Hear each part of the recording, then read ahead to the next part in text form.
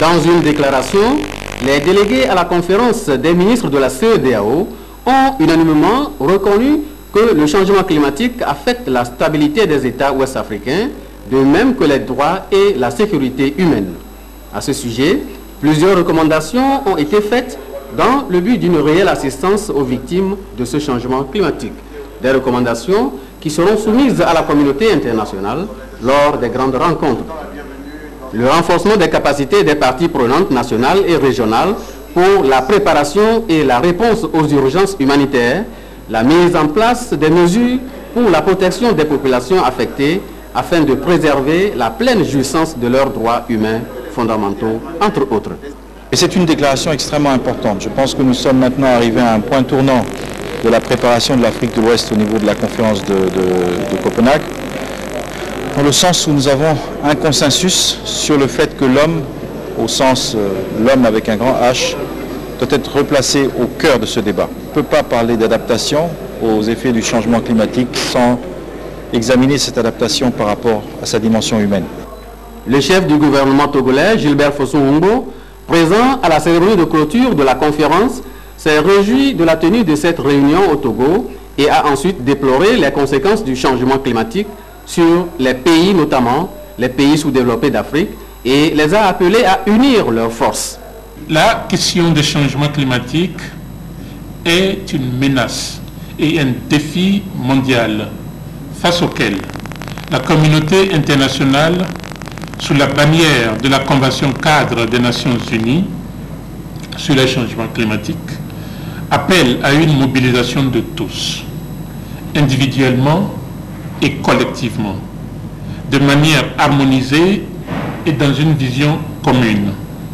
pour parer à l'évolution inquiétante de ce phénomène. Aujourd'hui, le monde, et surtout les pays en développement,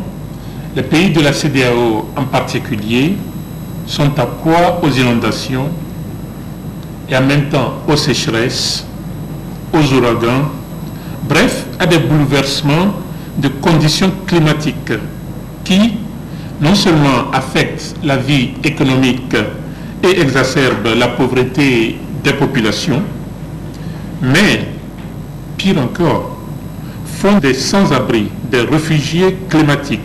si je peux utiliser ce terme, et des sinistres, sans parler des décès que nous observons régulièrement. C'est l'occasion pour moi, une fois encore, de réitérer la gratitude de notre pays, la gratitude du peuple togolais, à tous ceux qui, d'une manière ou d'une autre, avaient soutenu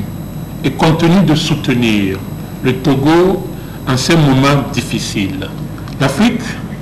est reconnue comme étant la région la plus vulnérable, je disais tantôt, aux effets et impacts